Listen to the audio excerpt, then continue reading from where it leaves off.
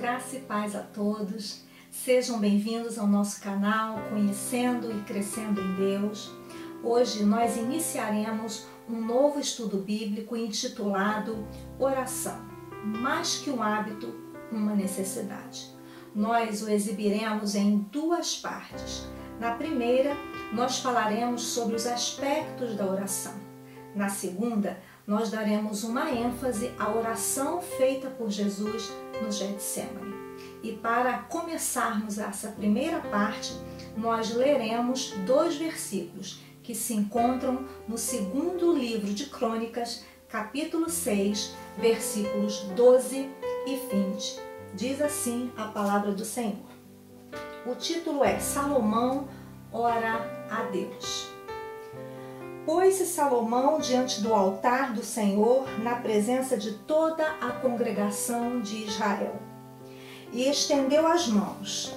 Versículo de número 20.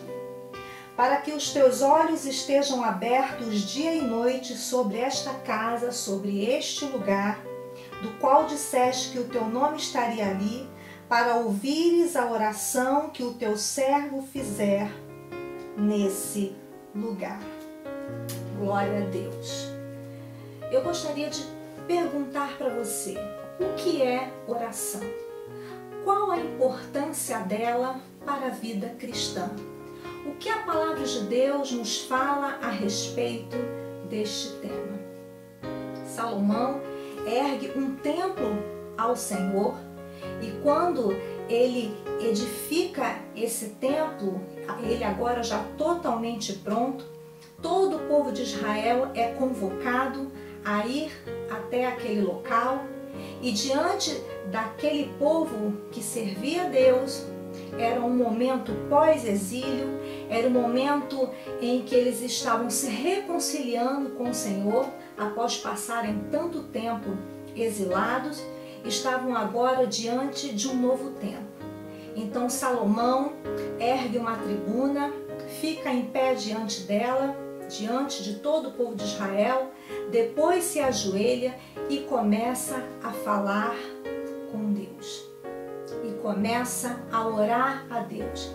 E ele pede ao Senhor que os seus olhos estejam atentos a toda a oração que se fizer naquele lugar. Que os olhos do Senhor estejam atentos à oração que é feita naquele lugar, que seria feita naquele local todo o tempo, dia e noite. E ele completa dizendo, para ouvires a oração que o teu servo fizer neste lugar. Ele expressa um desejo de que Deus ouça a oração que ele pudesse fazer naquele local, naquele tempo. Mas nesse texto, a palavra oração, ela vem do hebraico. É uma palavra que aparece aqui embaixo na tela, que significa súplica, intercessão. Mas qual é a diferença entre oração, súplica, clamor, rogar? Quando nós falamos de súplica, nós estamos falando de um pedido feito com muita humildade. Já quando falamos de clamor, nós nos referimos a um ato de implorar. Quando nós falamos de rogar, estamos nos referindo a pedir com muita insistência. E essa palavra hebraica que define a palavra oração, que significa súplica e intercessão, ela se dá origem também a uma outra palavra hebraica que também aparece aqui embaixo, que se refere não mais à súplica e oração, mas às fitas atadas ao braço de um judeu devoto, que ele as usava quando se preparava para ter o seu momento de oração. Então, quando nós falamos de oração de uma forma mais simplificada, mais simples, nós estamos falando da aproximação de uma pessoa a Deus. E isso acontece por meio de palavras ou pensamentos, em um lugar particular ou um lugar em público. Isso significa que nós podemos orar usando os nossos lábios ou usando a nossa mente. Nós podemos orar em qualquer lugar, seja em particular, a sós com Deus, ou até mesmo no momento que você está na universidade, no trabalho, em que você não pode falar em voz alta, mas você pode falar com Deus através da sua mente, através dos seus pensamentos, uma vez que o nosso Deus, ele é onisciente. Então, nessa hora, eu gostaria de falar com você, de compartilhar com você alguns elementos que não podem faltar durante a sua oração. Porque a oração nada mais é do que um diálogo, de uma conversa com Deus. É um momento que você vai colocar diante de Deus não só os seus pedidos. Muitas pessoas erroneamente pensam que oração é somente pedir, que Deus é como se fosse um supermercado que atende todas as necessidades daquela pessoa que está pedindo e não exerce ali um momento de intimidade, porque a oração dessa pessoa se limita apenas em petições. E a oração envolve muito mais que isso. E é sobre esses elementos que eu quero abordar nessa hora. Porque são elementos que vão além dos pedidos. São elementos essenciais que talvez você não conheça. E através desse estudo você vai passar a conhecer. E o primeiro elemento que eu gostaria de destacar, que não pode faltar na sua oração, é a adoração. Quando nós falamos de adoração, nós estamos falando de proximidade, de estar mais perto de Deus. Nós estamos falando de adorá-lo. A palavra adoração, ela vem da seguinte palavra, proscúnios, que significa beijar Jesus. Ninguém beija alguém que não conhece ou que não tem intimidade.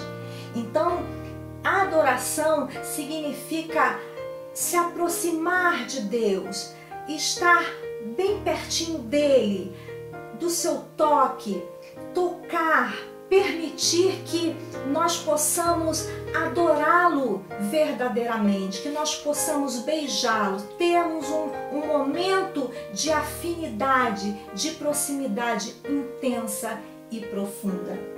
E eu gostaria de ler o Salmo 95, versículos 5 e 6, onde o salmista ele nos convida a louvar a Deus. Porque a adoração, ela envolve o louvor, ela envolve a oração, ela envolve outros elementos. Mas como nós estamos falando especificamente da oração, você pode adorar a Deus durante o momento que você está orando. E não importa se você está em pé, não importa se você está sentado, não importa qual a posição que você vai adorá-lo. Mas o salmista, ele diz assim, os Salmos 95,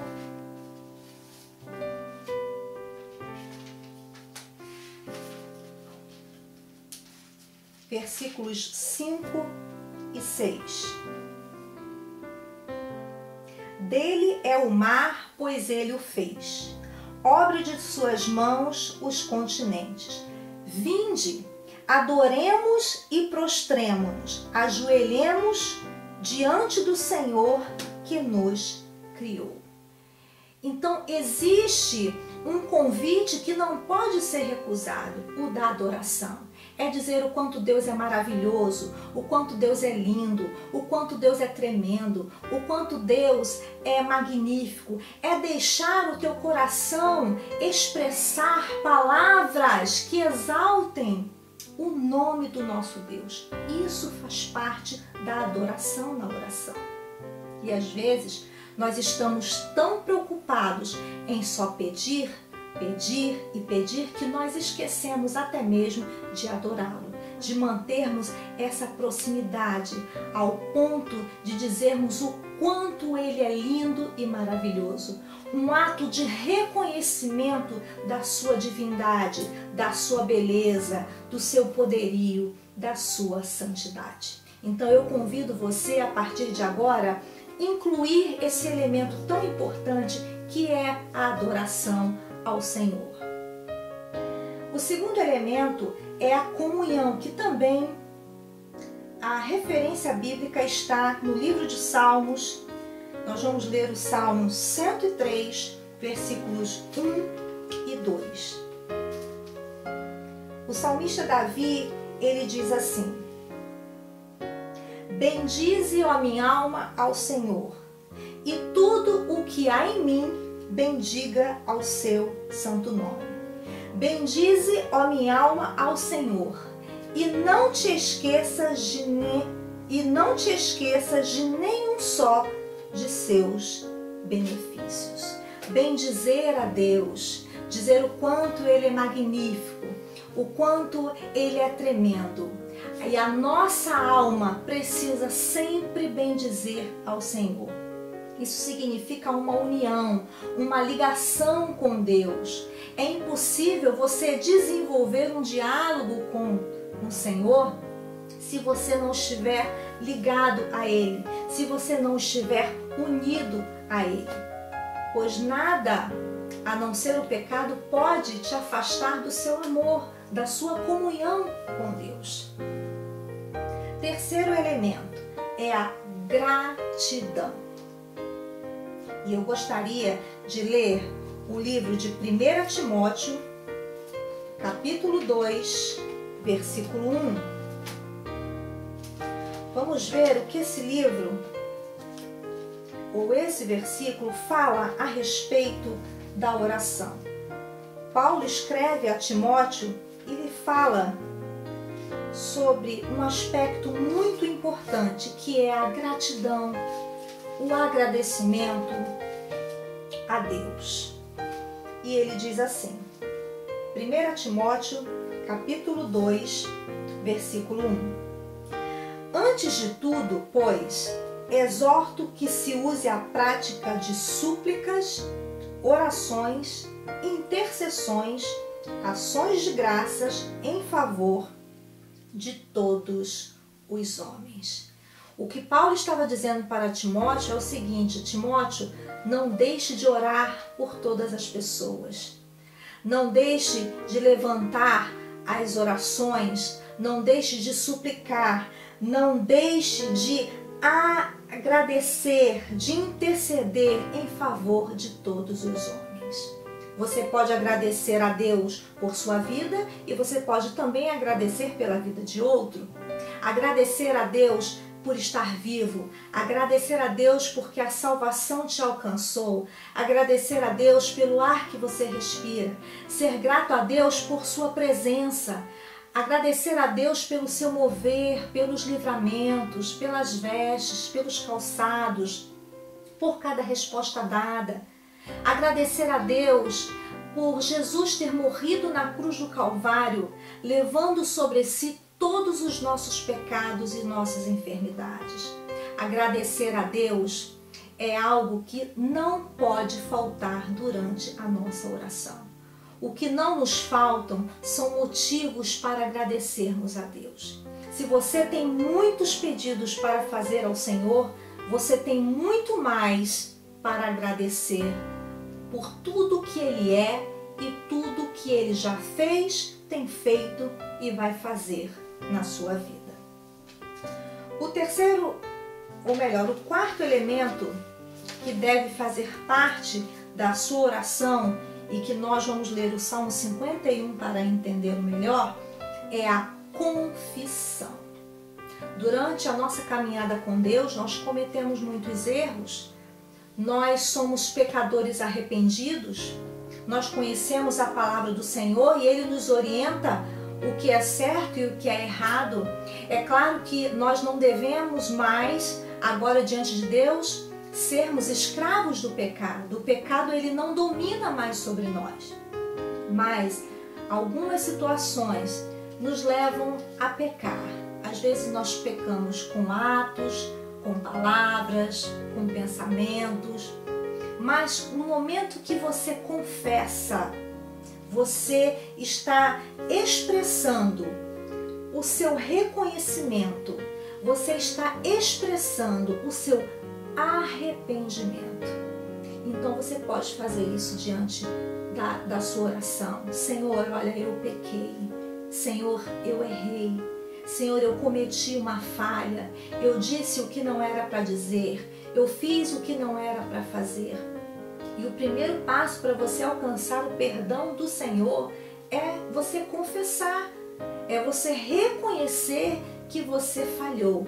Mas saiba que Deus está sempre disposto a te perdoar. Então, eu gostaria que você lesse comigo esse Salmo 51, que fala sobre o pecado de um homem que tinha o coração segundo o coração de Deus, que foi Davi. E é o Salmo 51. É um salmo que provavelmente você conhece e o título dele é Confissão e Arrependimento. Nós não leremos todos os versículos, mas leremos alguns.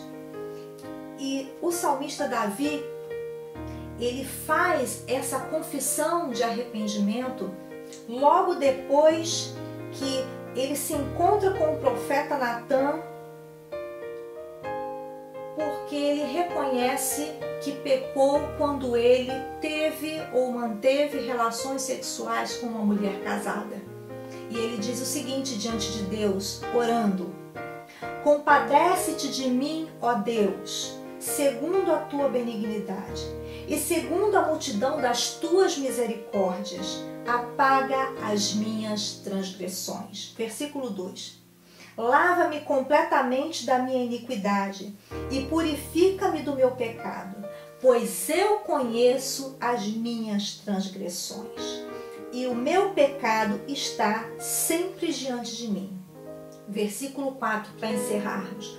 Pequei contra ti somente, e fiz o que é mal perante os teus olhos, de maneira que serás tido por justo no teu falar e puro no teu julgar. Então aqui Davi, ele reconhece de uma maneira muito clara o seu pecado. E ele o confessa perante Deus e mostra o seu arrependimento. O problema é que às vezes nós pecamos, reconhecemos que somos pecadores, mas nós temos dificuldade em não o repeti-lo outras vezes. Nós pedimos perdão e logo em seguida o fazemos novamente, ou repetimos aquele erro novamente. Mas quando você se arrepende de verdade, você não volta a cometer o mesmo pecado. E é isso que o salmista Davi, ele está falando para nós. Que ele conhecia a sua iniquidade, que o Senhor o perdoasse, que o Senhor lhe desse uma outra chance, porque o julgar pertence a Deus. Então confesse os seus pecados, ainda que seja tão difícil expressá-los.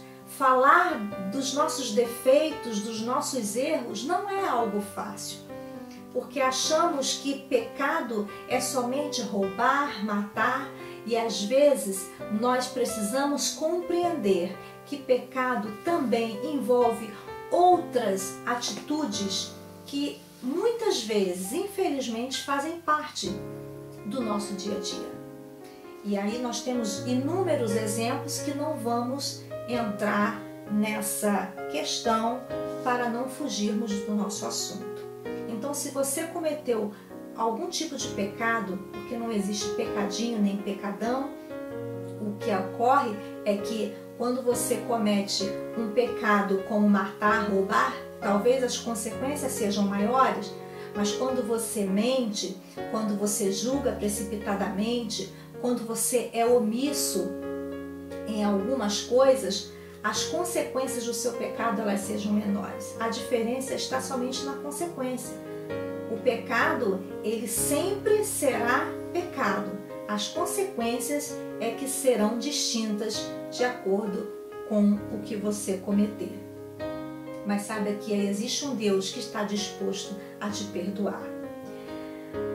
Quinto elemento que não pode faltar durante a sua oração é a intercessão.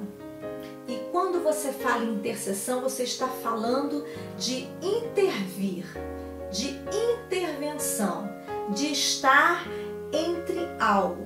E quando você intercede por algo ou por alguém. A nossa nação brasileira está vivendo um momento de verdadeira intercessão em prol da nossa nação. Para que Deus sare essa nação, para que esse povo seja livre de tudo isso que tem afetado a sociedade em tantos aspectos. E isso é intercessão. Você pode intervir por alguém que você conhece, por alguém que não conhece. Você pode interceder por uma causa que para você é impossível, mas a intercessão pelo outro, ela é muito importante, porque a oração ela não pode estar focada somente no seu eu. Você não pode ser egocêntrico durante o momento da oração. Não pode estar alheio ao problema do outro, à dificuldade do outro. Orar pelo próximo é uma necessidade. Orar por um enfermo, orar por alguém que está vivendo um drama na família, orar por alguém que tem problemas com vício. Enfim, o que não nos faltam são oportunidades para orarmos, para intercedermos por tantas pessoas com tantos problemas. Então, seja um intercessor. E eu gostaria de ler Romanos, capítulo 10, versículo 1, onde Paulo ele intercedia, ele suplicava a Deus em favor dos judeus que haviam rejeitado Jesus.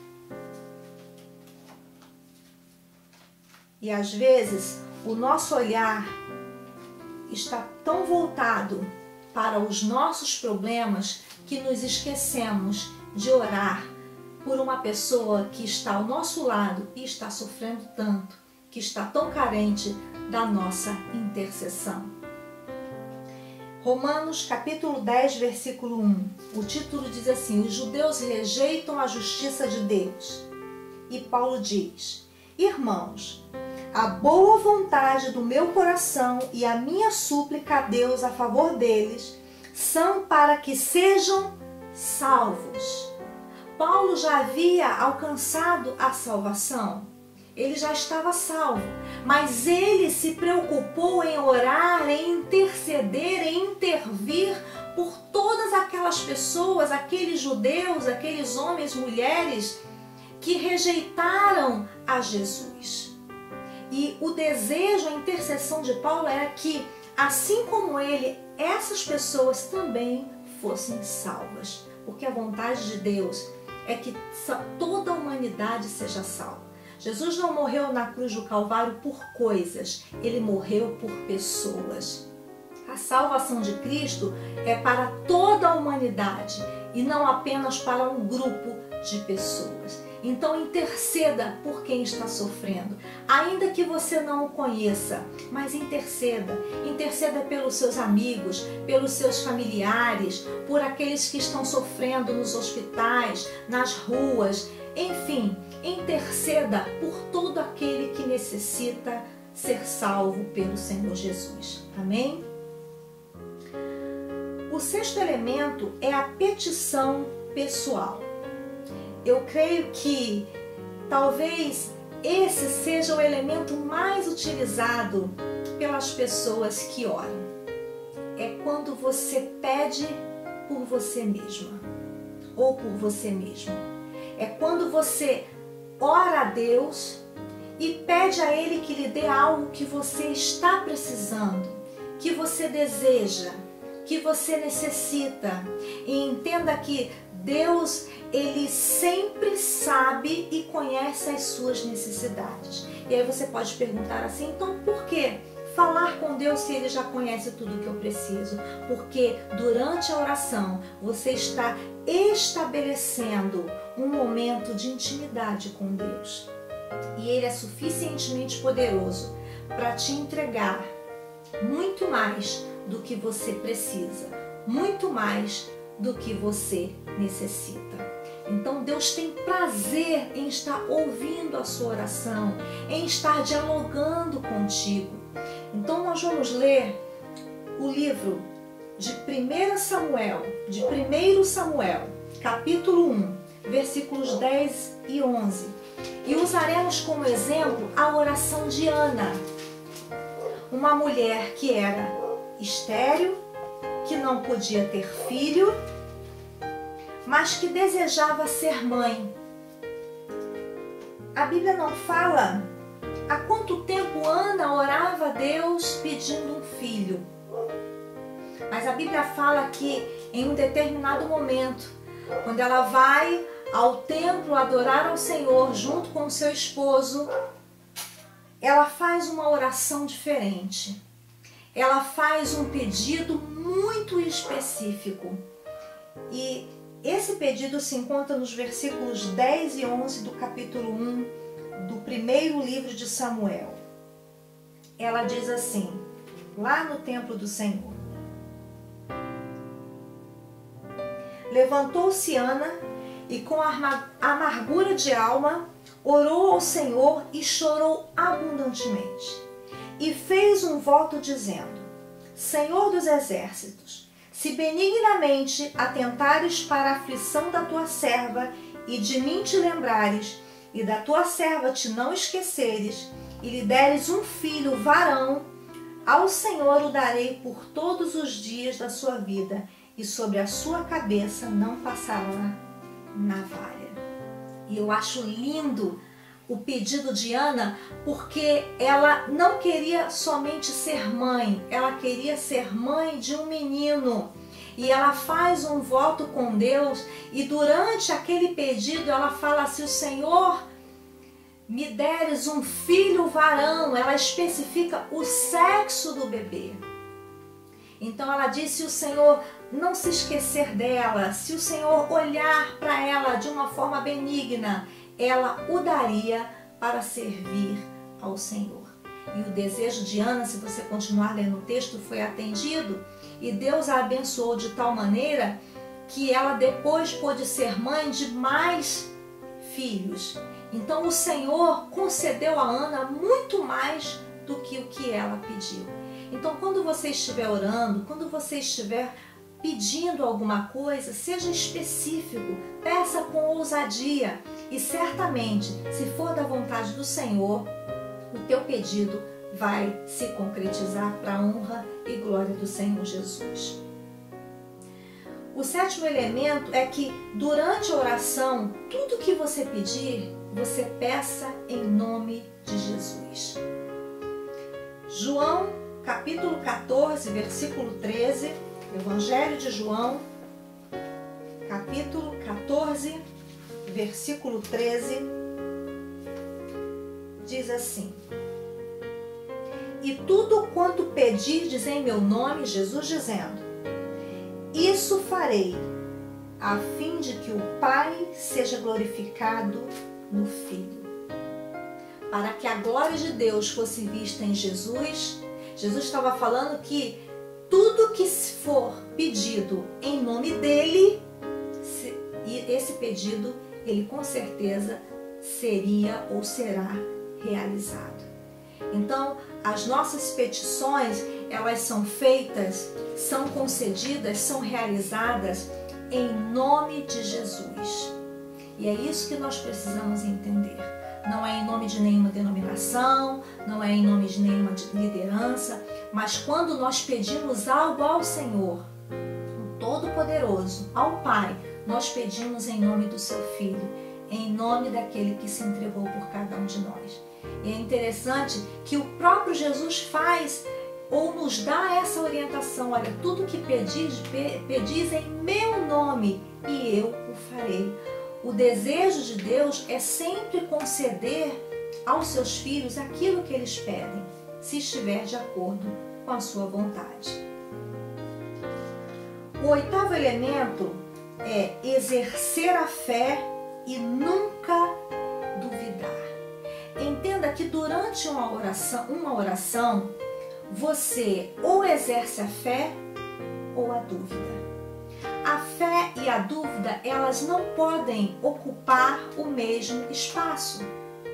Se você tem fé, você está banindo a dúvida do seu coração. Se você duvida, se você não tem certeza, se a incerteza toma conta do seu coração, então você está inibindo a fé, que é a convicção, que é a certeza, que vai muito além do acreditar. E Tiago, capítulo 1, versículos 5 e 6, vai nos falar sobre isso, da importância de nós pedirmos tudo com fé, sem duvidar. Tiago, capítulo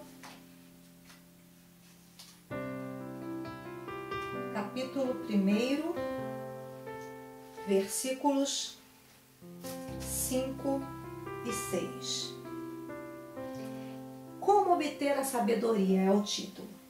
Se, porém, algum de vós necessita de sabedoria, peça a Deus, que a todos dá liberalmente e nada lhes impropera, e lhe será concedida. Peça, porém, com fé, em nada duvidando, pois o que duvida é semelhante à onda do mar, impelida e agitada pelo vento. Ou seja, tudo que você pedir a Deus, que você peça com convicção, com certeza de que você vai receber e assim será concedido. Porque se você pedir duvidando, você está como a água do mar. Não há uma estabilidade. Você vai e volta. Você está sempre ali entre a convicção e entre a certeza e a incerteza. E durante a oração, você precisa exercer a sua fé. Nós já dissemos que não importa o tamanho da sua fé, basta que ela exista e seja exercida. E então você verá a glória de Deus. O nono elemento é aceitar a vontade de Deus. Eu considero ele como um dos elementos mais difíceis na vida de quem ora. Toda pessoa que ora, que pede algo para Deus, acredita, crê que aquele pedido é o melhor para a sua vida.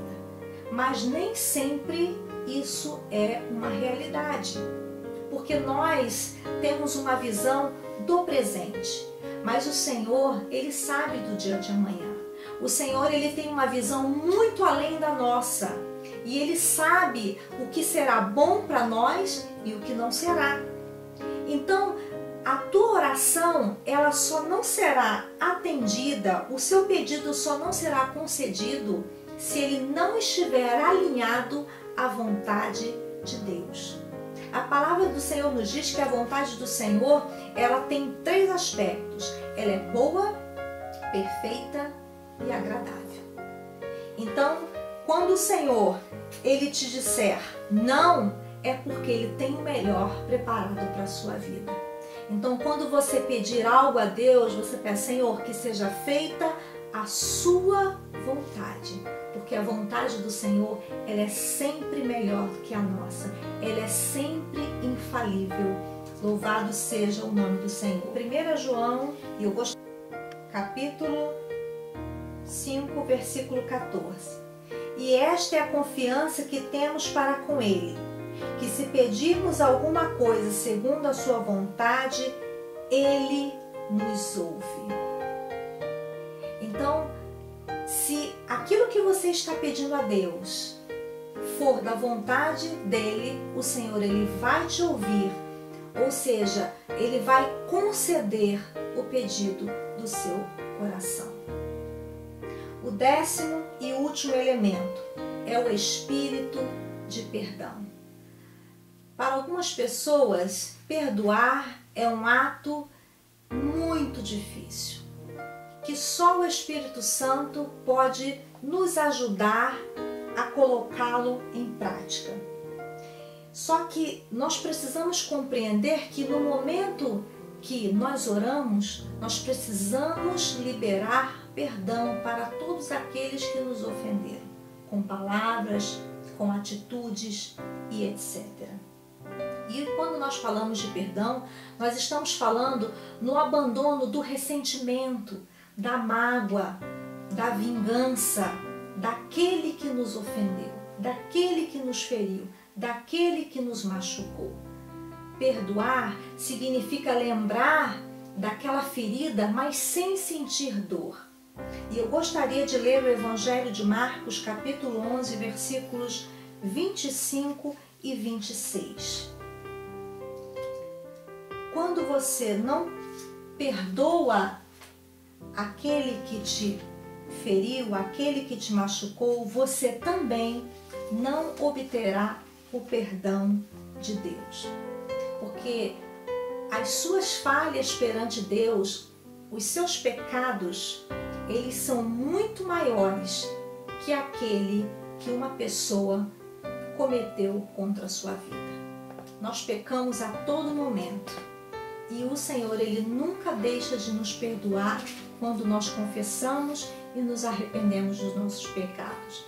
Então, nós não temos a opção de não perdoarmos. Perdoar é essencial para ter um coração sarado, puro, que agrade ao Senhor. Um coração, segundo o coração de Deus, é um coração que perdoa. Alguns dizem que perdoar leva tempo, não importa quanto tempo, dias, meses, o importante é que você perdoe. E quanto mais rápido o perdão for liberado para quem te ofendeu, mais rápido você também se sentirá mais leve, você se sentirá numa posição que agrada a Deus. Pense nisso, reflita nisso. Marcos capítulo 11, versículos 25 e 26. E quando estiverdes orando, se tendes alguma coisa contra alguém, perdoai, para que vosso Pai Celestial vos perdoe as vossas ofensas. Mas, se não perdoardes, também vosso Pai Celestial não vos perdoará as vossas ofensas. Não há muito o que explicar no versículo. Se você não perdoa quem te ofendeu, Deus também não perdoará as suas falhas, as suas ofensas. Então, que você mude a sua visão sobre o perdão, que você possa perdoar a pessoas que cultivam uma mágoa, um ressentimento, às vezes por uma vida inteira, carregam um fardo, e no momento que você perdoa, é como se Jesus tirasse esse fardo da sua vida, e você vai ver, você vai experimentar o que é perdoar alguém. É um sentimento de se livrar de um peso, é um sentimento de leveza e que, acima de tudo, agrada a Deus. Bem, a oração ela promove uma intimidade profunda, intensa com Deus, promove uma maturidade espiritual. Por isso que orar não é uma opção, é uma necessidade para a vida de todo aquele que quer crescer na presença do Senhor. Nós falamos sobre os elementos que nós precisamos inserir na nossa oração. A partir de agora, nós falaremos sobre o que nós não devemos inserir durante o momento em que nós estamos orando.